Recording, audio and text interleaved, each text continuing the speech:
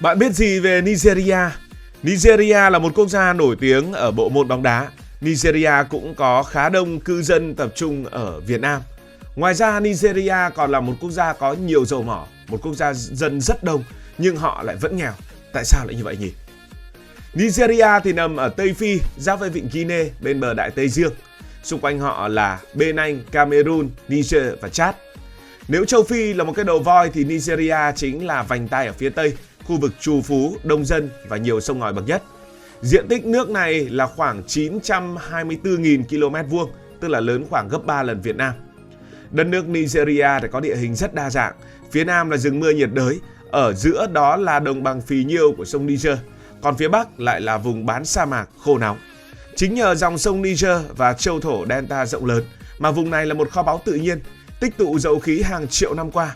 Từ trên cao nhìn xuống, vùng châu thổ này giống như một mê cung sông rạch chằng chịt, nơi mỗi giọt nước đều có thể chảy qua ở các mỏ dầu nằm sâu dưới lòng đất. Và dưới lòng đất ấy, Nigeria đang cất giữ khoảng 37 tỷ thùng dầu thô, lớn nhất châu Phi và nằm trong top 10 toàn cầu. Mỗi ngày nước này có thể bơm lên 1,3 triệu thùng dầu và có thể đạt đến mức 2,5 triệu thùng dầu. Đó là lý do người ta gọi Nigeria là Ả Rập Xê Út của châu Phi. Nhưng nếu nhìn quanh, bạn sẽ thấy sự khác biệt quá lớn. Ả Rập Xê Út thì rất là giàu, nhà cao tầng, xa lộ hiện đại, còn Nigeria thì vẫn bị mất điện, tắc đường và hàng chục triệu người sống dưới mức nghèo khó. Dân số của Nigeria hiện nay khoảng hơn 230 triệu người, đông nhất châu Phi và khoảng đứng thứ 6 trên thế giới. Nếu đà này vẫn giữ nguyên đến năm 2100, Nigeria còn có thể vượt qua cả Mỹ về dân số.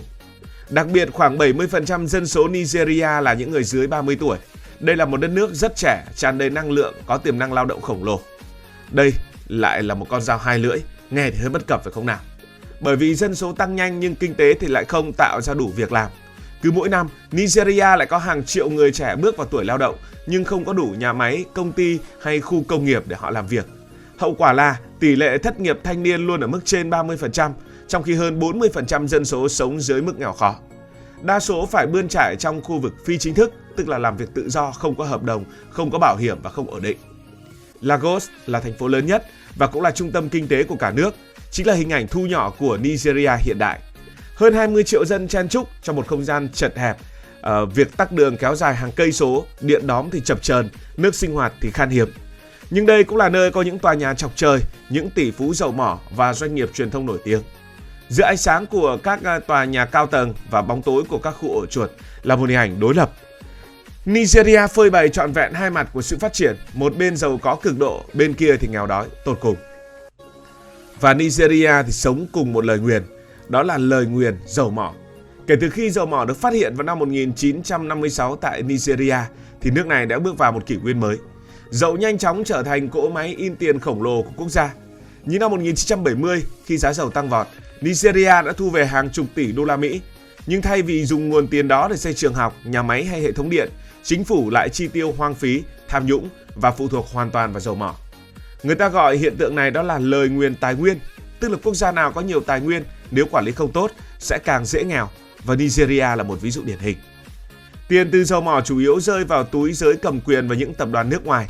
Những công ty như là Shell, ExxonMobil hay là Chevron hoặc là Total đã khai thác dầu, xuất khẩu dầu thô, nhưng giá trị gia tăng, tức là tiền thực sự thì lại nằm ở khâu chế biến, vận tải, thương mại mà Nigeria thì gần như không nắm được cái khâu này. Còn người dân sống ở vùng khai thác dầu, đặc biệt là vùng Niger Delta, lại chịu thiệt hại nặng nề. Dầu tràn ra sông, cá chết, đất đai ô nhiễm, ruộng đồng không trồng được. Nhiều người dân mất đi sinh kế truyền thống, họ đi biểu tình, thậm chí là cầm vũ khí. Một số nhóm vũ trang lợi dụng sự bất mãn này đã biến Niger Delta thành khu vực bất ổn. Chuyện trộm dầu từ đường ống cũng đã gây thất thoát tới 400.000 thùng dầu mỗi ngày. Dầu mỏ đã giúp ngân sách Nigeria có tiền, nhưng cũng tạo ra những cái vòng luẩn quẩn. Càng có tiền càng dễ tham nhũng, và càng tham nhũng thì dân càng đói lại càng bất ổn. Một quốc gia tưởng như đã giàu lên, nhưng thực tế chỉ một nhóm nhỏ được hưởng lợi mà thôi. Và một trong những nghịch lý đau lòng nhất ở Nigeria đó là đất nước này xuất khẩu hàng triệu thùng dầu thô mỗi ngày, nhưng lại phải nhập khẩu phần lớn xăng, dầu diesel và khí đốt. Lý do rất đơn giản, họ không có nhà máy lọc dầu hoạt động hiệu quả, tức là xuất khẩu thô đi nước ngoài chế biến thành xăng dầu để tiêu dùng, rồi Nigeria lại phải nhập lại. Trong suốt nhiều thập kỷ, chính phủ Nigeria đã đầu tư xây dựng 4 nhà máy lọc dầu, nhưng phần lớn đều hỏng hóc, xuống cấp hoặc không vận hành được vì tham nhũng và quản lý yếu kém. Kết quả là Nigeria bán dầu thô giá rẻ rồi lại mua nhiên liệu tinh chế với giá đắt gấp đôi, giống như nông dân trồng lúa nhưng lại phải mua gạo ở ngoài chợ. Năm 2024, tỷ phú Aliko Dangote, người giàu nhất châu Phi, khánh thành siêu nhà máy lọc dầu trị giá 19 tỷ đô la Mỹ, được kỳ vọng sẽ thay đổi cục diện.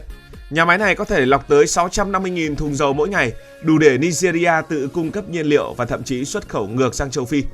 Nếu dự án này vận hành ổn định, Nigeria có thể cắt đứt sự phụ thuộc vào nhiên liệu nhập khẩu, một bước tiến rất lớn trong lịch sử phát triển của nước này.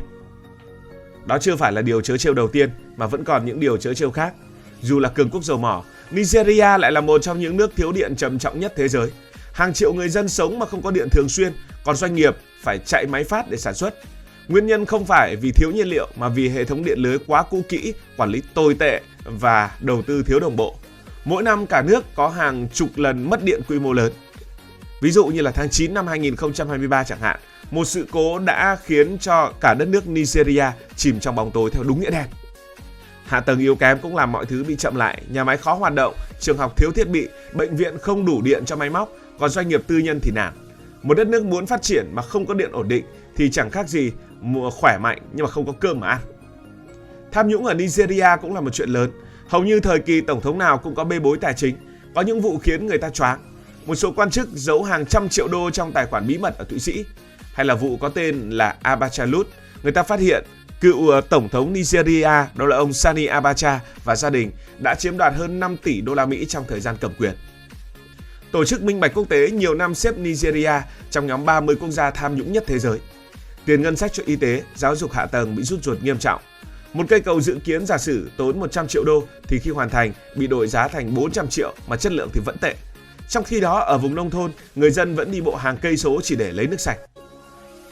Khi mà chính phủ yếu, tiền từ dầu lại nhiều thì Nigeria trở thành thiên đường của các nhóm lợi ích.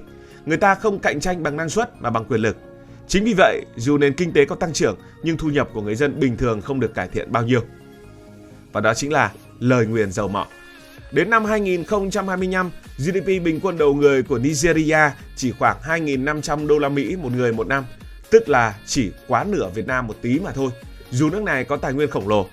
Khoảng 40% dân số Nigeria vẫn sống trong nghèo đói và hơn 70 triệu người không có điện thường xuyên. Dầu mỏ từng được coi là cứu tinh, nhưng bây giờ nhiều người Nigeria gọi nó là tai họa. Hãy so sánh một chút với Na Uy, cũng là quốc gia có dầu, nhưng họ lập quỹ dầu khí quốc gia để đầu tư cho hệ thống tương lai. Còn Nigeria, tiền dầu đi vào ngân sách và biến mất. Nếu Nigeria quản lý tài nguyên như Na Uy thì bây giờ họ có thể là quốc gia giàu bậc nhất châu Phi, nhưng thực tế lại khác, tiền thì nhiều mà dân vẫn nghèo. Tuy nhiên không phải mọi thứ đều quá tăm tối. Trong vài năm gần đây, Nigeria đã bắt đầu cải cách mạnh tay. Chính phủ mới siết chặt chống tham nhũng, đầu tư cho nhà máy lọc dầu, hạ tầng và năng lượng tái tạo. Nhà máy Dangote là biểu tượng cho niềm hy vọng ấy. Nếu vận hành tốt, nó có thể tiết kiệm hàng tỷ đô la Mỹ nhập khẩu nhiên liệu mỗi năm. Ngoài ra, Nigeria đang chuyển hướng sang đa dạng hóa nền kinh tế, khuyến khích nông nghiệp, công nghệ và dịch vụ. Những startup ở Nigeria đang đưa nước này trở thành thung lũng Silicon của châu Phi.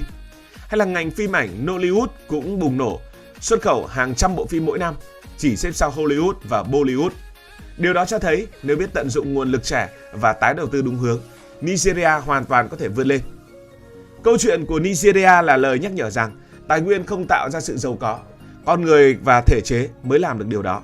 Một quốc gia có thể có nhiều dầu, nhiều vàng, nhiều sông ngòi, nhưng nếu thiếu công bằng, thiếu minh bạch, thiếu đầu tư cho giáo dục và công nghiệp thì tài nguyên vẫn chỉ là vàng thau lẫn lộn mà thôi. Nigeria ngày hôm nay vẫn đang loay hoay giữa hai con đường. Một là tiếp tục phụ thuộc vào dầu và rơi vào vòng luẩn quẩn nghèo đói.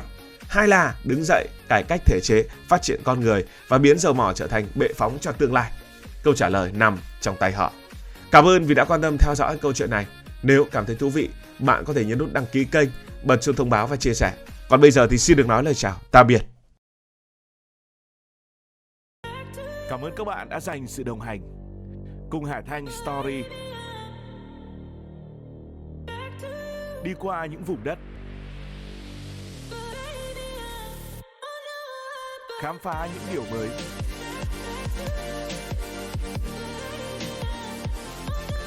Đừng ngần ngại, hãy để lại những góp ý và xin được hẹn gặp lại.